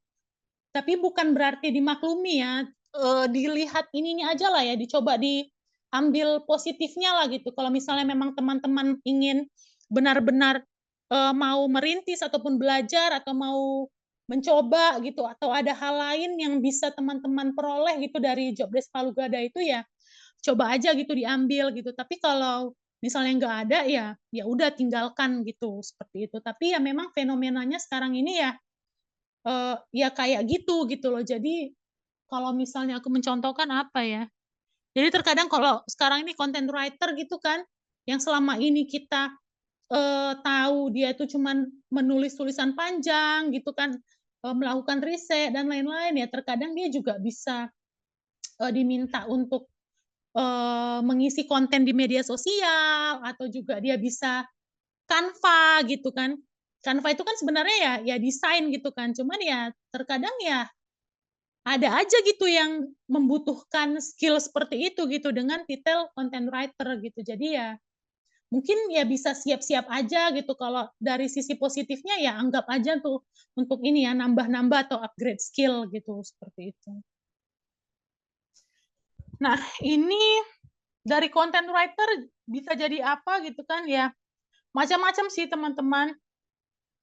Jadi content branding person, sutradara, aku ada kenal kalau secara pribadi sih ya, aku memang ada kenal juga temanku yang memang dia tuh dulu ini agak unik sih, dia dulu jurnalis gitu kan, kemudian dari jurnalis di Medan dia melompat jadi ini staf khusus presiden gitu di bagian media waktu zaman SBY, kemudian dari situ dia akhirnya menjadi sutradara dan scriptwriter independen gitu seperti itu. Dan kalau yang lebih terkenal lagi Joko Anwar itu teman-teman pasti tahu ya. Kalau temanku kan teman-teman nggak tahu. Kalau Joko Anwar itu kan dia juga mengawali karir sebagai ini kan jurnalis di Jakarta Post, kemudian akhirnya dia jadi sutradara, scriptwriter gitu. Jadi ya dari content writer itu ya bisa jadi apa aja sih gitu, asalkan ya itu kita mengembangkan skill apa ya, mengembangkan skill content writing kita gitu loh to the next level gitu. Dan ya mungkin juga yang kayak tadi aku bilang gitu loh, ketika ada job desk Palu Gada gitu yang konten job desk-nya itu nggak cuma menulis tapi merambat ke yang lain ya, mungkin kita bisa mengambil sisi positif dari hal itu sih teman-teman untuk memperluas ini ya, ataupun perluasan dari skill kita gitu loh. Jadi ya bisanya ya, jadi dengan skill kita nambah ya, profesi kita ya nggak cuma mengandalkan content writer aja kan, bisa mengarah ke yang lain gitu. Karena kayaknya sekarang ini zamannya multitasking ya. Jadi ya harus siap-siap lah gitu, seperti itu. Nah, ini juga tadi pertanyaannya salah satu teman ya, perlu skill apa sih untuk menjadi content writer di era digital gitu kan? Yang pasti tuh kemampuan dan kemauan menulis gitu kan, karena ya kalau kemampuan aja tapi kita nggak mau nulis itu ya sama aja gitu, seperti itu. Kemudian update dengan tren. Nah, update dengan tren itu cobalah melihat suatu isu itu dari angle yang berbeda-beda gitu loh, supaya tulisan kita itu nggak ini ya teman-teman, yang nggak monoton ataupun membahas yang itu aja gitu. Jadi kayak misalnya isu tentang apa ya, selain daycare apa nih isu yang lagi hangat teman-teman? Mungkin ada satu teman yang mau bersuara. Olimpiade, Kak. Olimpiade tuh yang mana nih? Yang Indonesia cuma dapat perunggu, bukan?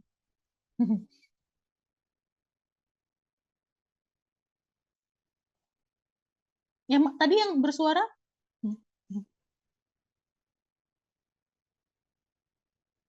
Yang bersuara mana tadi? Halo? Udah nggak bersuara lagi. Nggak, aku mau nanya sih, kira-kira dari Olimpiade tuh yang menarik apa gitu yang bisa dibahas?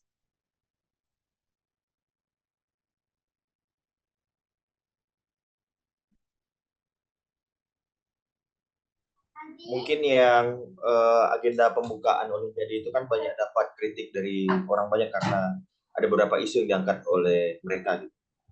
Oh ya itu ya, yang apa ini ya, apa yang menirukan ini kan, Kristiani Ya, itu ya? salah satunya itu ya yang Last Supper yang pertama, kemudian ada juga beberapa isu sejarah yang dinaikin gitu. Oh, Sejarah apa tuh? Aduh, saya lupa. Kalau nggak salah tuh ada dia ngangkat. Kan itu kan banyak tuh. Kalau nggak salah ada satu isu yang diangkat. Dan itu berdasarkan dari sejarah gitu. Saya lupa sejarahnya apa.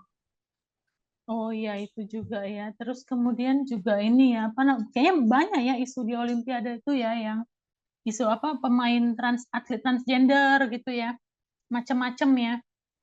Jadi mungkin itu Tempat bisa menginap atlet juga sama. gimana? Tempat menginap atlet yang kasurnya itu dari apa ya, kardus kalau nggak salah. Oh iya iya iya itu.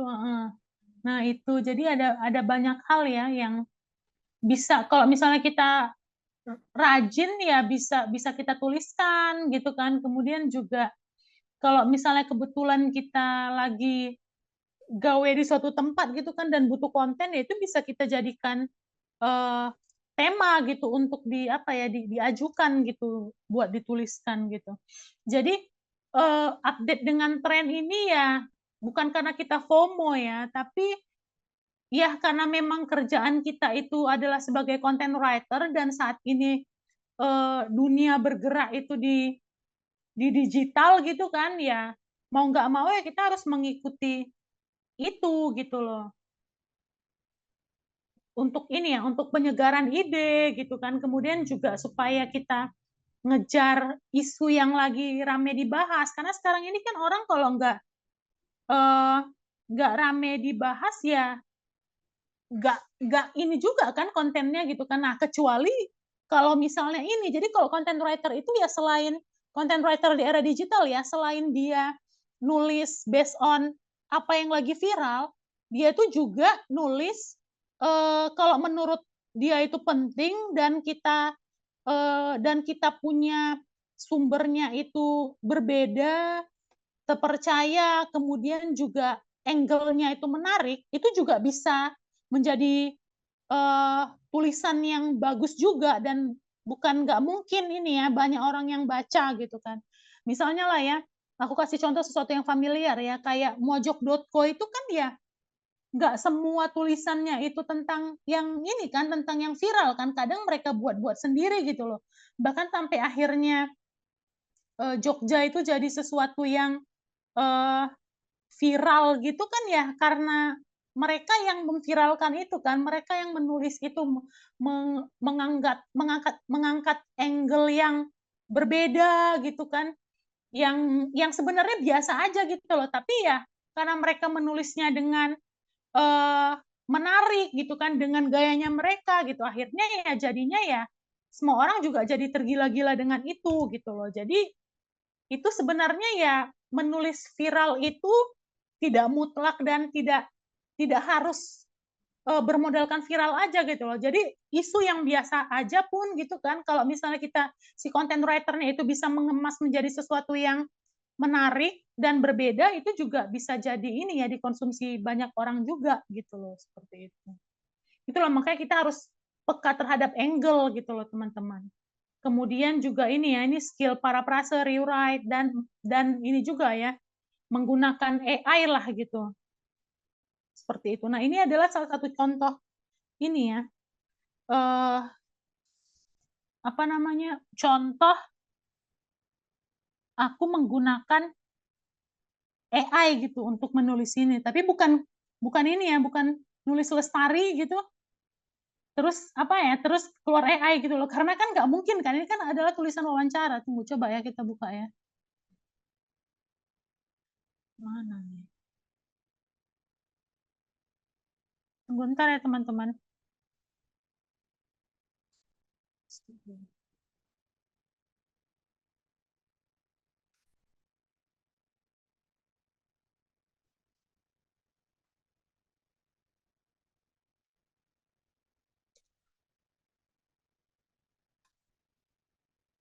Ini kelihatan nggak? Kelihatan ya. Nah ini kayak si ini nih, ini Lestari kan. Ini adalah apa ya artikel apa ya artikel wawancara gitu loh. Nah jadi aku menggunakan AI gitu loh untuk menulis ini. Kira-kira mungkin ada yang bisa ini bisa berkomentar atau berpendapat AI bagian mananya gitu aku gunakan untuk menulis artikel wawancara ini. Secara ini kan artikel wawancara kan, gimana pakai AI? Kecuali kalau misalnya artikel SEO gitu kan tentang, ya nggak usah artikel SEO lah, ya artikel biasa lah gitu. Ini kan wawancara, tapi aku kok bisa pakai AI? Mungkin ada yang ingin ini berkomentar? Ini Kak Veronica nih, copywriter andalan. Ada mungkin satu orang yang bisa ini?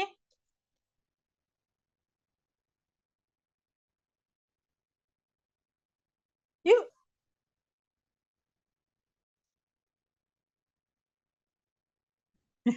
Nggak ada yang mau ini? Ini dari 116 loh. Yuk teman-teman, bagi yang mau sharing nih tentang tulisan Kak Esther nih, siapa tahu teman-teman bisa menebak-nebak gitu ya, yang mana yang pakai AI gitu ya. Kalau Silakan Kak, teman-teman. kalau Kak, Ya Nabila. kalau mungkin kalau dari aku bisa jadi kayak wawancara guide-nya Kak, guide wawancaranya. Kayak wawancara tuh gimana? Kayak kalau misalnya kita mau bikin skripsi kan kita harus menentukan interview guide kan. Nah mungkin dari misalkan bisa pakai ya AI kayak tips apa namanya tadi yang di bidang corporate communication misalkan, nanti tinggal bisa dikembangkan lagi untuk pertanyaan-pertanyaan yang akan ditujukan kepada si orang yang ingin diwawancarai. Mungkin kalau dari aku kayak gitu Kak. Ya benar Nabila gitu. Jadi itulah yang aku gunakan tuh ya. Ini kelihatan ya Gemininya ya? Kelihatan nggak? Kelihatan Kak. Oke. Kelihatan. Jadi aku buat prompt-nya gini, karena kan kayak yang tadi aku bilang ya, terkadang tuh kita tuh ngerjain palu gada gitu kan, dan di era digital ini kan perputarannya begitu dahsyat gitu kan. Kita nggak mungkin lagi apa ya wawancara orang, kalau zaman dulu itu ya kita nemuin orangnya gitu kan, kemudian kita record gitu kan, kemudian kita buat apa transkripnya lagi gitu kan. Itu kan akan walaupun di apa ya di hal-hal misalnya kayak nulis buku ataupun misalnya nulis skripsi atau tesis gitu, sesuatu yang memang bisa menggunakan apa ya waktu yang panjang itu ya perlulah gitu ya kalau misalnya penggalian mendalam ya. Tapi kalau sesuatu yang cepat itu dan kita harus memproduksi banyak tulisan ya kita ini kan apa ya akan kerepotan gitu loh. Jadinya ya AI inilah kita gunakan gitu. Kita tinggal buat prompt-nya aja gitu kan dengan detail gitu, karena ya apa ya hasil dari apa yang disarankan si AI itu tergantung dari bagaimana kita ini buat prompt gitu, bagaimana kita bertanya ke dia gitu loh. Jadi semakin jelas kita bertanya, dia juga akan memberikan jawaban yang jelas juga gitu loh. Jadi waktu itu aku wawancara lighting designer kan, dan kayak gini kurang lebih kayak gini nih aku apa ya aku tulis ya di prompt-nya gitu kan, kemudian ya akhirnya dapat gambaran seperti ini gitu. Nah ini kan tapi ya nggak cuman modal ini aja ya teman-teman ya, maksudnya dengan aku dapat ini langsung aku kopas ya enggak gitu. Jadi aku ambil lagi kira-kira bagian mana yang make sense gitu untuk aku comot dan aku jadikan pertanyaan kayak gitu, seperti itu. Bagian mana yang enggak gitu, dan ternyata karena aku juga sering menggunakan si AI ini untuk ini ya untuk buat list pertanyaan profil, dia akan mengajukan pertanyaan yang berulang juga gitu loh. Jadinya ya kayak ini ya memang jawaban robotik ya, iyalah karena dia emang robot kan. Nah disitulah peran kemanusiaan kita gitu loh untuk memanusiakan pertanyaan ini gitu loh. Jadi ya intinya adalah kita tidak mengkopas, tapi kita ini ya teman-teman ya kita edit ulang gitu, kemudian kita bahasakan kembali gitu seperti itu. Cuman ya dengan si AI ini memberikan garis besar seperti ini ya ini kan jadinya meringankan pekerjaan kita kan seperti itu. Kayak gitu sih teman-teman yang ingin aku share ke teman-teman. Ini akhirnya ya jadinya membantu gitu karena kan terkadang ada juga profil apa ya ini udah kembali ke ininya ya presentasinya ya. Iya sudah Kak. karena terkadang kan ada beberapa profesi ataupun hal yang sangat sangat baru gitu buat kita gitu kan. Misalnya kayak aku bilang itu mau nulis tentang software house gitu kan, sama sekali buta tentang itu. Ya dengan AI gitu, kita bertanya kepada AI ya bisa memberikan pencerahan lah gitu kepada kita gitu. Seperti itu sih. Jadi ya AI ini ya berguna lah teman-teman, dan bisa kita maksimalkan untuk pekerjaan kita gitu sebagai content writer. Begitu. Nah, ini adalah mungkin tadi yang anak dari USU tahu ya, Monja ya. Teman-teman tahu nggak Monja? Monja itu baju bekas. Jadi kalau di Medan tuh disebut Monja gitu. Jadi aku sih selalu menyarankan ya buat teman-teman content writer gitu untuk memanfaatkan platform yang ada gitu loh. Jadi jangan hanya mengandalkan platform orang lain gitu, ataupun penerbitan dari media yang sudah ada gitu. Tetapi gunakanlah platform kita sendiri gitu, karena bukan tak mungkin ya dari platform kita ini ya kita bisa menemukan peluang kerja gitu kan, kemudian juga melatih teknik kepenulisan, melatih angle dan perspektif gitu, karena kan nggak semua, belum tentu semua tulisan ataupun tulisan dengan perspektif tertentu akan dimuat di media mainstream ataupun media alternatif kan, karena ada seleksinya, ada hal-hal lain lah. Tetapi kalau misalnya platformnya kita sendiri ya memang punya kita, ya terserah kita gitu kan mau mempublikasikan apapun, dan ini bisa jadi langkah untuk untuk kita melatih tulisan kita gitu, seperti itu. Jadi ya menulis itu tidak hanya karena dibayar gitu kan, ataupun juga tidak hanya karena dipublikasikan sama orang ataupun media gitu kan, tapi menulislah juga untuk diri kita sendiri, dan menulislah untuk menulis itu sendiri gitu loh. Menulis untuk menulis itu sendiri adalah ya kita menulis ya untuk menuangkan pikiran kita, kemudian juga memetakan gaya kita menulis, memetakan ide yang ada di dalam kepala. Itu akan membantu, yakinlah itu akan membantu proses kreatif kita dalam menulis dimanapun gitu, seperti itu, berbayar ataupun yang tidak berbayar. Ya ininya sih. Nah ini dia blogku ya. Ketekan tadi, sorry. Nah ini penutup dari aku ya teman-teman ya. Menulis di era sekarang itu bukan persoalan pakai hati sih, tapi melainkan adaptasi gitu. Karena selagi kita masih tinggal di dunia ya, di bumi, bukan di Mars gitu ya, kita harus menggunakan rules yang ada gitu kan. Makanya pepatah dibilang kan apa? Di mana bumi dipijak, di situ langit dijunjung gitu loh. Tapi bukan berarti kita mengikuti arus ya teman-teman ya. Terkadang itu ya kita bolehlah mengikuti arus kalau arus itu bisa membantu kita membeli beras gitu. Tapi di satu sisi ya cobalah teman-teman menulis sesuatu ya karena memang teman-teman suka gitu. Kalau misalnya teman-teman menulis karena teman-teman suka gitu, aku yakin itu akan menemukan jalannya gitu loh. Jalannya itu nggak cuma sekedar menyalurkan kesukaan, tapi itu akan menghasilkan sesuatu juga buat kita gitu, entah itu cuan ataupun kebahagiaan. Seperti itu sih teman-teman. Terima kasih teman-teman. Mungkin saatnya ini ya menjawab pertanyaannya. Oke, thank you so much buat Kak Esther Panjangan, karena barusan ini kita udah denger ya insight dari pengalamannya Kak Esther, juga dari pengetahuan Kak Esther tentang penulisan gitu ya, tentang content writing gitu ya. Kalau gitu nih Kak Esther, karena sejak awal gitu ya, antusias teman-teman itu udah gede banget gitu ya, udah banyak banget yang bertanya, banyak banget juga yang diskusi gitu ya di kolom komentar. Iya nih, kalau gitu kita langsung aja ke sesi Q&A. Caranya gampang banget teman-teman. Buat yang mau bertanya bisa langsung raise hand dan kita sama-sama diskusi bareng sama Kak Esther di sini. Atau untuk teman-teman yang mungkin berhalangan bisa juga mengirimkan pertanyaannya lewat chat gitu ya. Tapi aku prefer sih teman-teman ya raise hand aja gitu ya. Karena kita lebih seru gitu bisa diskusi dan ngobrol langsung gitu ya. Oke, ini udah lumayan rame ya teman-teman. Kak Esther ini ada penanya yang recent tadi. Yang pertama ada Kak Regina. Halo Kak Regina. Iya, halo Kak. Halo, Halo. silakan. Iya.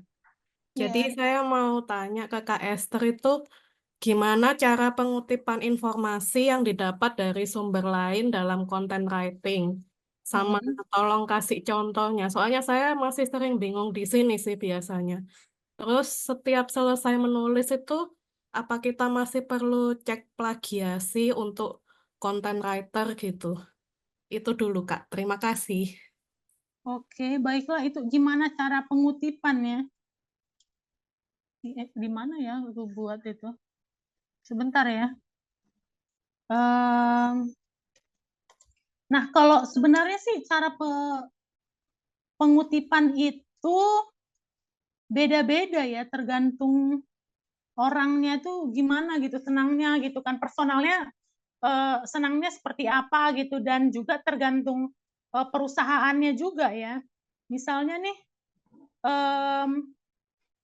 kayak di Halodoc, dan sebenarnya juga aku menerapkan ini juga ya untuk tulisan-tulisan pribadiku itu ya kayak gini sih. Jadi misalnya kayak gini ya. Ini kelihatan ya. Nah, ini kan judulnya ini adalah tentang aplikasi dating ya, dan kesehatan, dan apa dapat berpengaruh pada kesehatan mental. Nah, jadi kita ketika kita menuliskan mengenai fakta gitu kan, baru kita sambungkan dengan untuk menguatkan fakta yang sebelumnya itu, baru kita mengutip suatu ini ya, suatu pernyataan dari entah itu penelitian ataupun dari laman berita gitu kan. Kita buat gini, kita miringin gitu loh.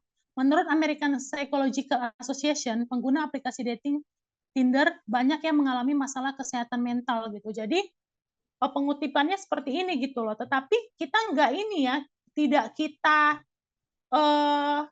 kopas dari apa yang dicantumkan si American Psychological Association ya. Kita bahasakan ulang gitu loh. Jadi kita bahasakan ulang menurut pengertian kita, tetapi tidak melanggar esensi dari si American Psychological Association ini gitu, seperti itu. Kurang lebih seperti itu sih. Mungkin Regina bisa ini. Nah, kayak ini juga nih, ini pengutipannya juga. Artikel dari Fox gitu kan. Kita masukkan juga artikel dari Fox, artikel dari Kumparan yang berjudul gitu. Seperti itu. Jadi nggak cuma sekedar websitenya saja gitu kan, tetapi aku sih menyarankan langsung mengacu kepada ini ya, mengacu kepada judul artikelnya gitu ataupun judul tulisannya. Karena kan kalau website itu kan dia mempublikasikan banyak tulisan kan. Nah, yang diacu ini tentang apa gitu. Mana? Jadi sebaiknya ya langsung ini, langsung apa ya, langsung disebutkan gitu loh ininya, judulnya gitu. Kemudian lebih ini lagi ya di hyperlink sih. Cuman terkadang kalau misalnya tulisan kita ini dimuat di ini ya, misalnya nih, aku tuh nulis untuk Kumparan Plus gitu kan, dan aku mengutip, bahkan sebenarnya bukan kompetitornya si Kumparan Plus ya, tetapi aku mengutip jurnal gitu. Itu aku hyperlink gitu. Nah, ternyata editornya nggak ngasih di hyperlink karena itu memang melanggar rules-nya mereka lah ya. Entah itu bisa menyumbang ini ya, menyumbang apa namanya, menyumbang visitor atau apa gitu. Jadi ya itu kembali lagi kepada tempat artikel ataupun tulisan itu dipublikasikan gitu. Jadi kalau misalnya untuk amannya sih ya menyebutkan nama medianya ataupun nama publikasinya serta judulnya seperti itu. Nah, kemudian tadi pertanyaan selanjutnya dari Regina adalah apakah masih penting untuk cek plagiasi. Nah, kalau itu sih tergantung kebutuhan ya. Terkadang tuh ya, kalau misalnya kita memang menulis dengan, aku nggak tahu ya apakah ini aku bisa diikutin atau enggak ya. Tapi kalau imanku sih ya, nah ini tergantung iman orang. Kalau misalnya kita memang tidak melakukan plagiat dan kita menulis dengan cara yang benar dan menyadur dengan cara yang benar, ya kita sebenarnya nggak perlu ini sih ya, nggak perlu ngecek plagiasi gitu loh. Tapi terkadang kalau misalnya kita nulis untuk orang gitu kan, dan dia minta kita untuk sekalian melampirkan cek plagiasi, ya udah kita lampirkan aja kayak gitu, seperti itu.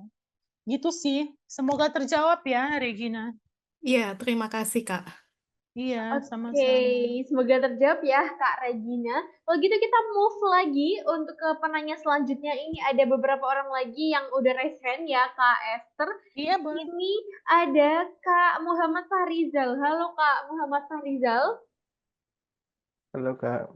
Halo. Oke, halo. Silahkan Kak. Oke, terima kasih atas kesempatannya.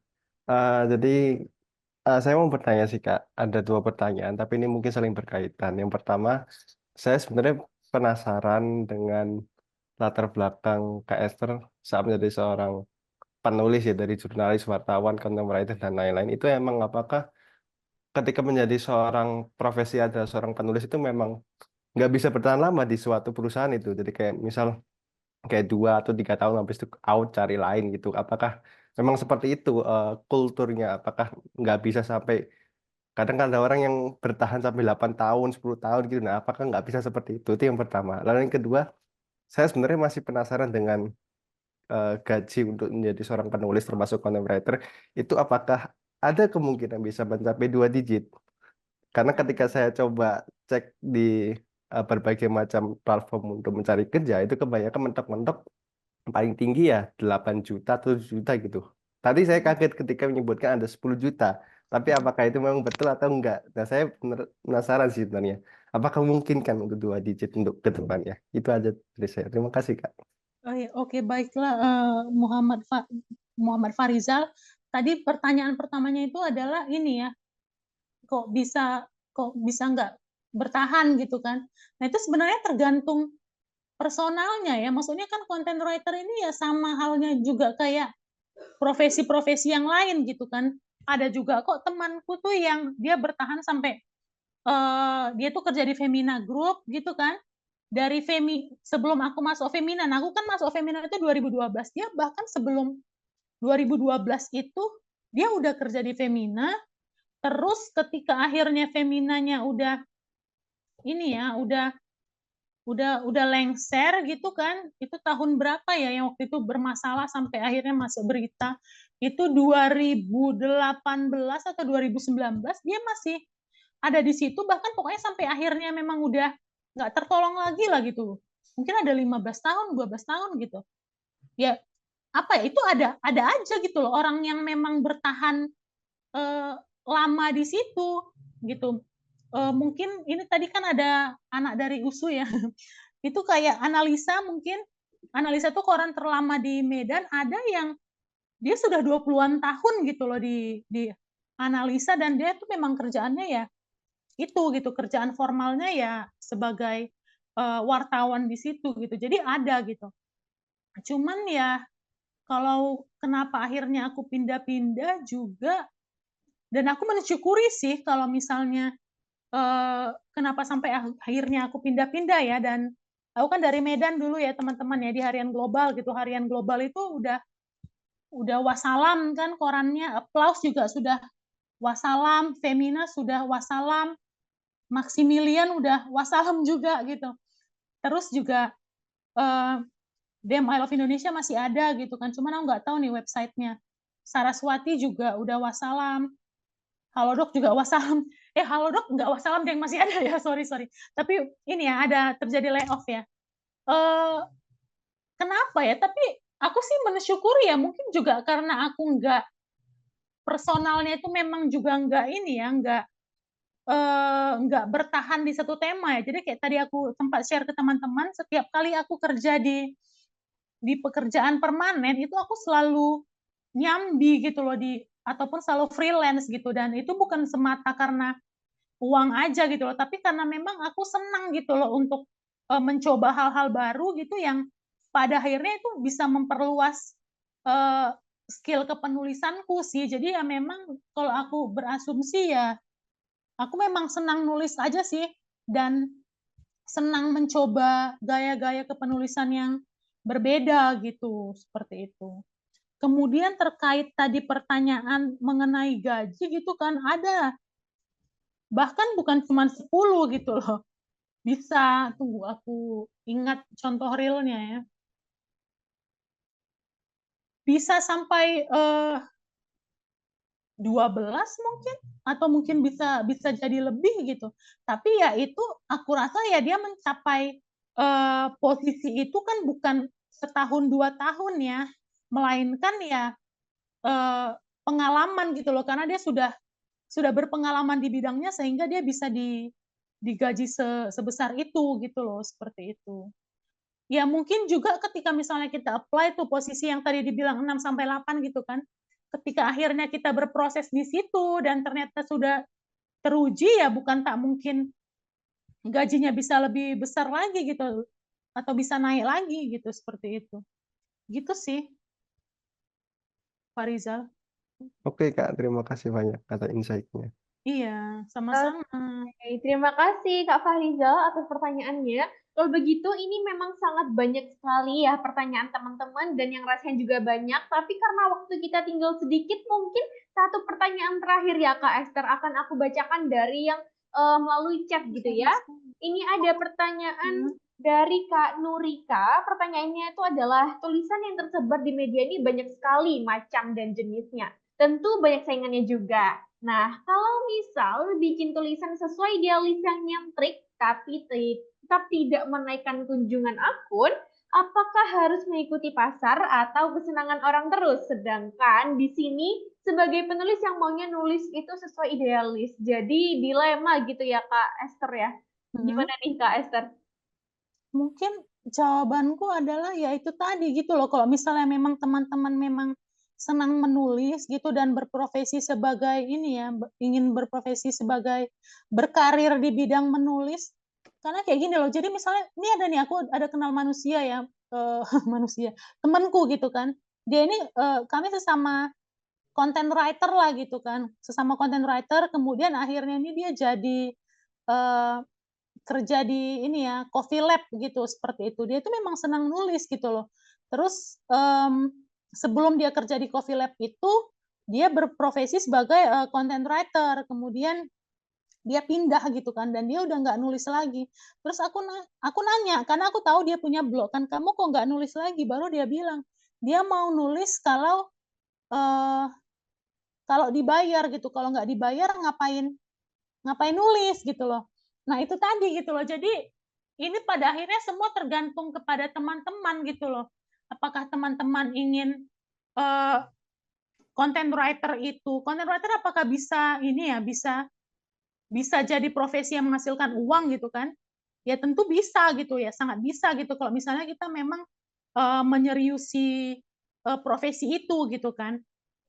Cuman ya apakah kita juga memang senang dengan aktivitas menulis itu kan, itu sesuatu hal yang berbeda juga gitu kan. Jadi kalau misalnya kita memang mau nyari uang dari content writing, tapi kita juga menyenangi proses content writing itu sendiri, aku selalu menyarankan untuk teman-teman untuk membagi ininya ya, membagi content writing-nya itu gitu loh. Jadi ada content writing yang memang untuk membeli beras, tapi juga content writing yang memang untuk kepuasan jiwa teman-teman gitu loh. Tetapi kepuasan jiwa teman-teman ini ya, aku yakin kalau misalnya memang diseriusi ya bukan tak mungkin juga bisa jadi beli beras ataupun beli kulkas gitu loh. Bisa juga gitu loh, seperti itu. Karena ya aku sendiri ya mengalaminya gitu loh. Jadi ada banyak hal gitu kan. Jadi walaupun aku kerja formal, kemudian juga freelance, tetapi terkadang content writing-ku ini tidak bisa dimasukkan di pekerjaan formal dan di pekerjaan freelance gitu, sehingga aku mengisi di blog gitu kan, mengisi di blog yang pada akhirnya tuh ya bisa dibilang ya ini kan apa ya, nggak bisa beli beras gitu kan. Kalau nulis di blog ya namanya juga blog pribadi ya, kita memang untuk konsumsi pribadi ya kan. Tetapi pada akhirnya tulisan-tulisan di blog itu ya menjadi cikal bakal buku-buku ini gitu loh teman-teman gitu. Kemudian juga bisa jadi perluasan ke hal yang lain gitu. Kemudian aku juga nggak pernah berangan-angan menjadi ini ya mentor kelas kepenulisan gitu kan, membagi pengalaman kepenulisanku gitu. Karena ini kan sebenarnya juga bagian dari perluasan dari content writing, bukan cuma untuk membeli beras gitu kan. Jadi cobalah kalau misalnya teman-teman ingin ini ya memang ingin menjadi content writer, kemudian juga senang menulis, cobalah melakukan ini ya, melakukan dua hal ini secara bersamaan gitu loh. Jangan hanya menulis untuk ini ya, jangan hanya menulis untuk mencari uang gitu kan. Cobalah menulis untuk memang memetakan pikirannya teman-teman, kemudian juga mengeluarkan unek-uneknya teman-teman, mengasah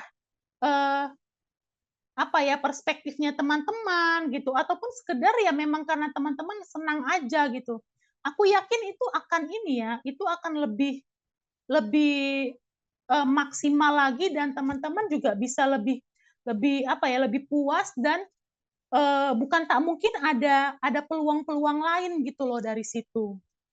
Seperti itu sih teman-teman. Mungkin ini ya bisa menjawab ya pertanyaan teman kita tadi. Oke, Kak Esther. Oke, semoga juga teman-teman yang tadi udah bertanya sudah terjawab gitu ya kegundahannya gitu ya dan juga pertanyaannya gitu ya. Kalau begitu teman-teman, pertanyaan tadi adalah pertanyaan terakhir untuk sesi kita pada malam hari ini yang sudah membahas lengkap A sampai Z gitu ya tentang content writing bersama dengan Kak Esther. Kalau begitu ya, sebelum benar-benar selesai, aku mau mengucapkan terima kasih dulu pada Kak Esther Pandiangan karena sudah sharing-sharing dan berbagi insight tentang pengalaman dan semua ilmu tentang content writing. Aku juga mengucapkan terima kasih pada teman-teman yang sudah hadir pada malam hari ini. Tuh semangatnya kerasa banget gitu ya, karena teman-teman juga banyak bertanya, aktif diskusi juga di kolom komentar ya dari tadi aku cek gitu ya.